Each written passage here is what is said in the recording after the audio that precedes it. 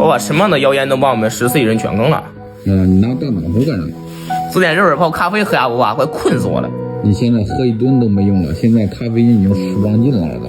不可能吧？大家都是困了就喝咖啡的。现在你的腺苷和腺苷受体已经结合了，你喝多少都没用。那怎么才能有用啊，爸爸？困之前喝。儿子，你这眼睛都多少度了，还在这玩手机打游戏呢？好的，爸爸，不玩了。没事，你玩就行了，你使劲玩。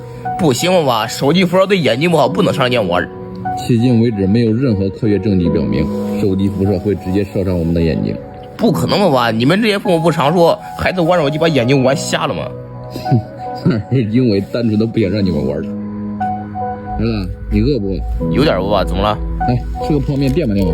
我不吃爸爸，这里边防腐剂太多了，吃一点的排毒32天。你听谁瞎说的？这不明摆着吗？它保质期那么长。那是因为它脱水处理了，还有防腐剂挺贵的，泡面里不加。承載幾多人嘅希